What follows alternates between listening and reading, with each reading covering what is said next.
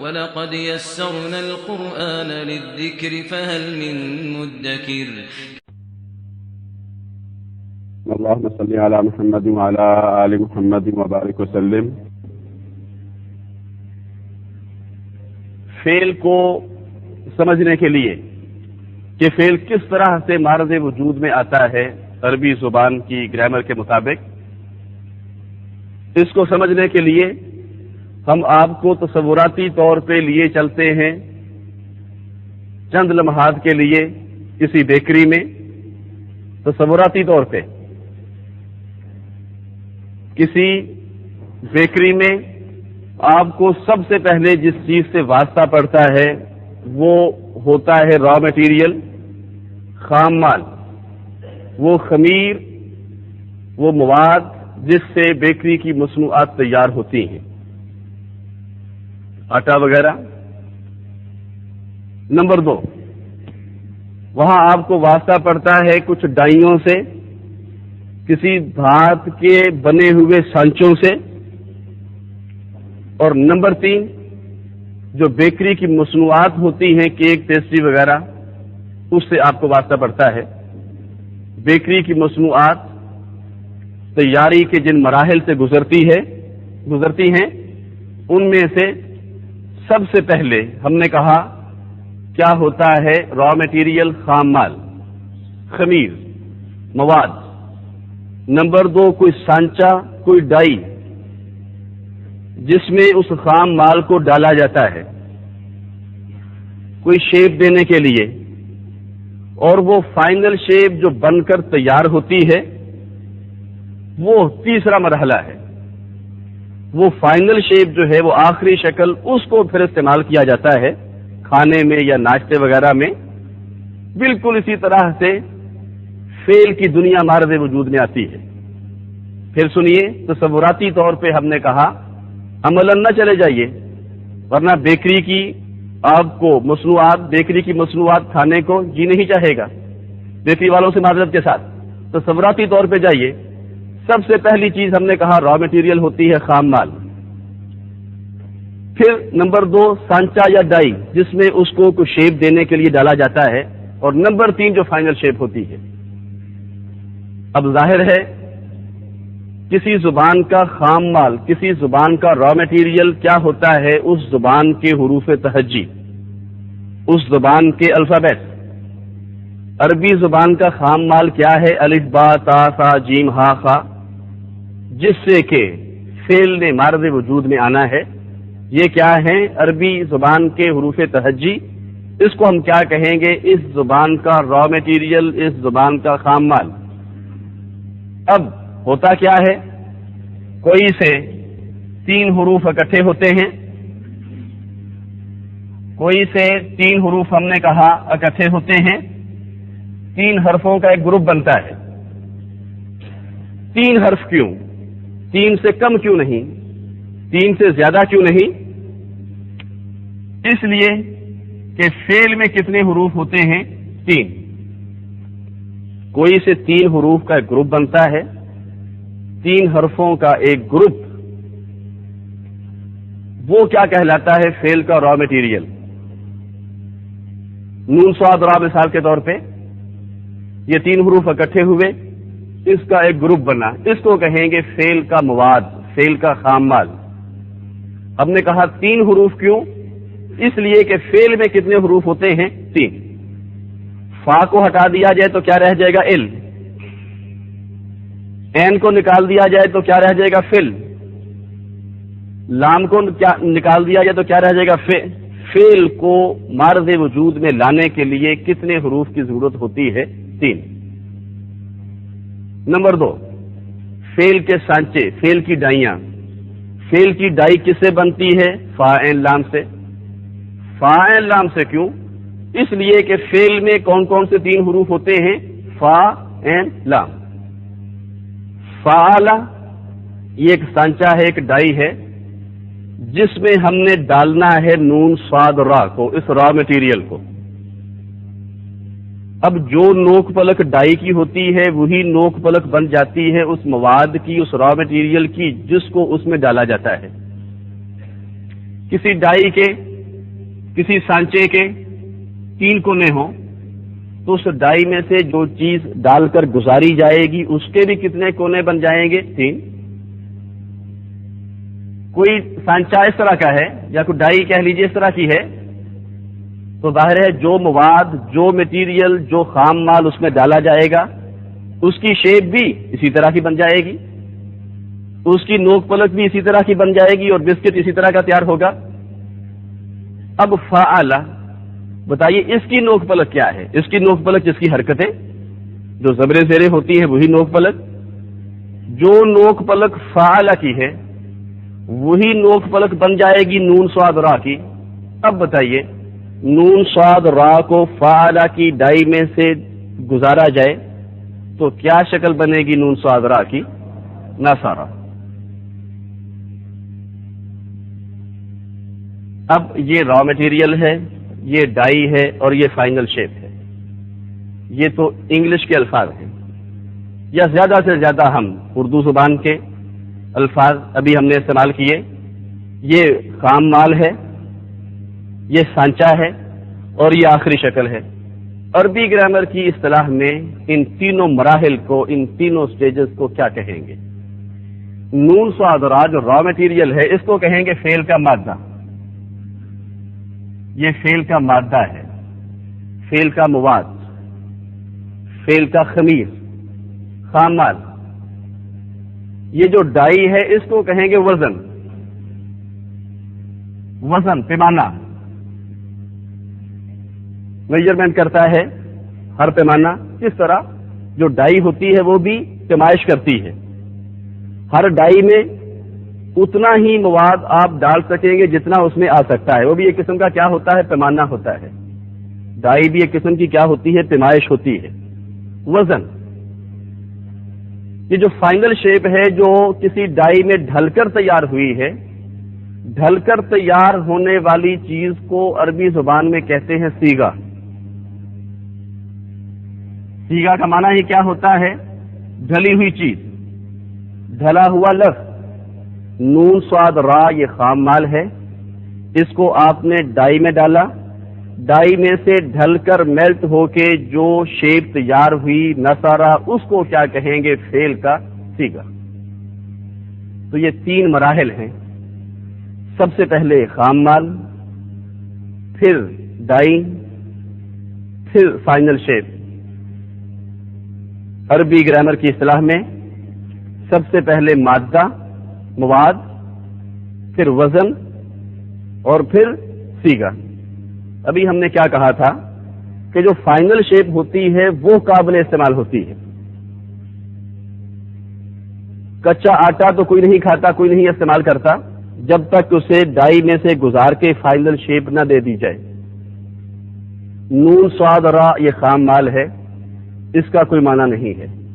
ساری زندگی کچھ نون صاد را کہتا رہے، کسی کو کچھ سمجھ نہیں آئے گی جب تک کہ نون صاد را کو فعل کی ڈائی میں سے گزار کے نصارہ کی شکل نہ دی جائے۔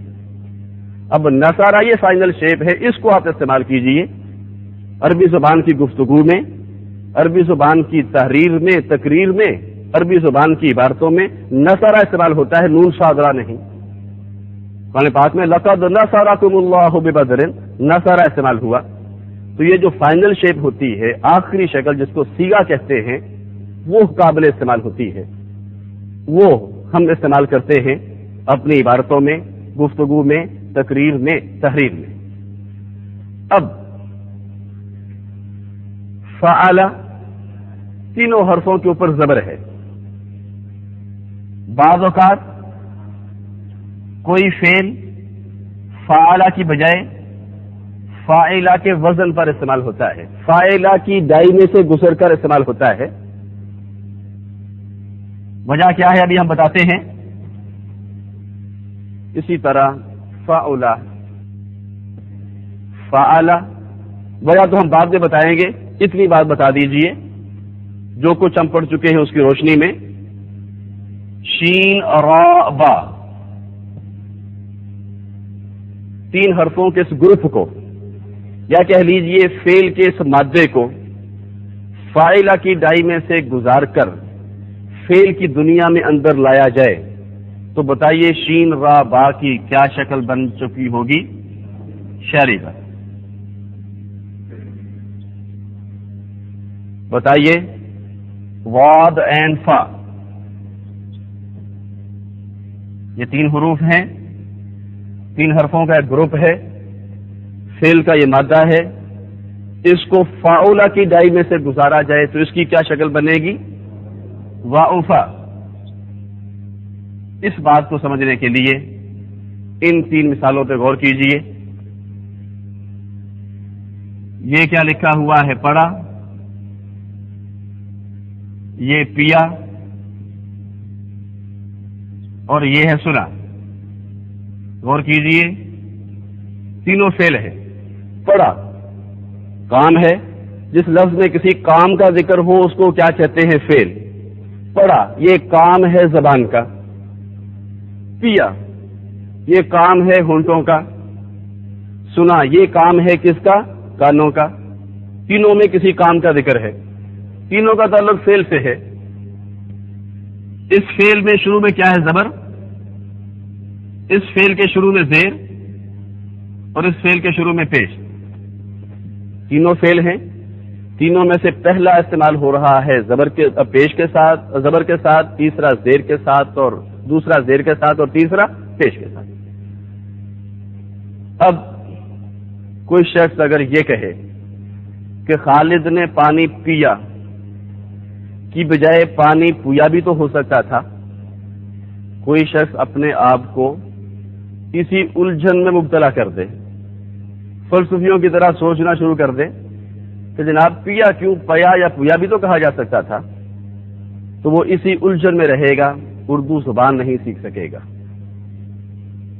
خالد نے پانی پیا کہیں گے زیر کے ساتھ، پیا یا پویا نہیں کہہ سکتے. کیوں؟ ہوتا یہ ہے کہ کسی بھی زبان کو ترتیب دیتے وقت ماہرین صوتیات یعنی آوازوں کے ماہرین کا بڑا کردار ہوتا ہے. لفظوں کی ادائیگی، لفظوں کا وزن، لفظوں کا ردم وہ متعین کرتے ہیں. دروازہ بنانے والے نے اس کی شکل بنا دی، اس کو اب ہم دروازہ یا دروازہ نہیں پڑھ سکتے، نہیں کہہ سکتے. کیوں؟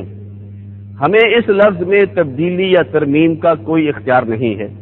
ہاں ہمیں تبدیلی یا ترمیم کا اختیار ہوتا جب ہم اس وقت موجود ہوتے جب اردو زبان تشکیل پا رہی تھی، معرض وجود میں آ رہی تھی، ترتیب دی جا رہی تھی. اس وقت اگر ہم موجود ہوتے تو ہم کہہ سکتے تھے جناب دروازہ نہیں دروازہ کہیے، پیا نہیں پیا یا پویا کہیے. اب جب کہ زبان بن چکی ہے، ہم اس وقت موجود نہیں تھے، اب ہم مجبور ہیں ان الفاظ کو اسی طرح ادا کرنے پر جس طرح کے ادا کیے جا چکے ہیں. اب ہم نے صرف فالو کرنا ہے، نہ ہمیں اعتراض کرنے کا حق ہے اور نہ ہی تبدیلی یا ترمیم کرنے کا کوئی اختیار ہے. اگر کوئی شخص اسی الجھن میں اپنے آپ کو ڈالے رکھے کہ یہ نصارہ ہے تو یہ شارابہ کیوں نہیں، یہ شاریبہ ہے تو یہ نصیرہ کیوں نہیں، یہ نصارہ ہے تو یہ ضعافہ کیوں نہیں، یہ شاریبہ ہے تو یہ ضعیفہ کیوں نہیں، تو ظاہر ہے وہ عربی زبان نہیں سیکھ سکے گا.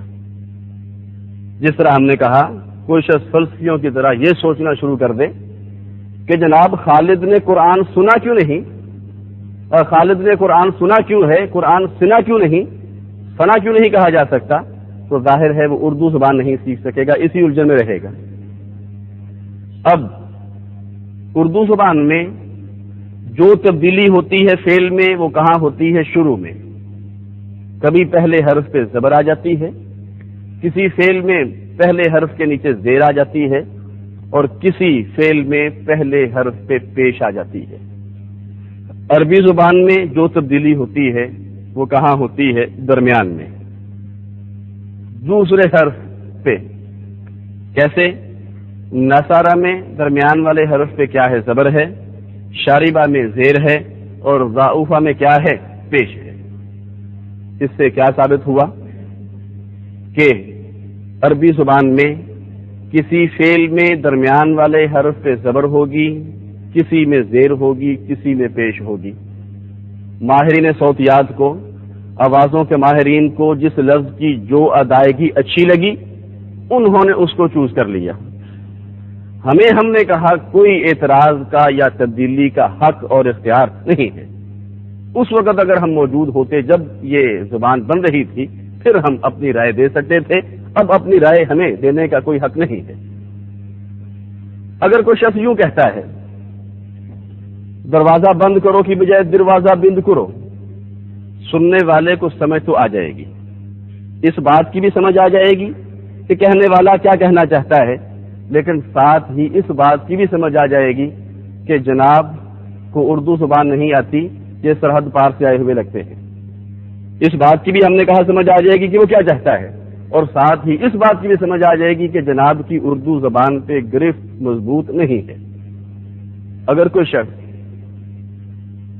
شاربہ کو شارابہ کہتا ہے، سننے والے کو سمجھ تو آ جائے گی کہ جناب کیا چاہتے ہیں، کیا کہنا چاہتے ہیں، لیکن ہم نے کہا جہاں اس بات کی سمجھ آ جائے گی وہاں اس بات کی بھی سمجھ آ جائے گی کہ جناب نے ویسے ہی جبہ شبہ پہن رکھا ہے، جناب کو عربی زبان نہیں آتی، ویسے ہی روب ان کا ہے کہ شاید یہ عرب ہیں، لیکن اگر ان کو عربی آتی ہوتی تو پھر یہ شارابہ نہ کہتے، کیا کہتے؟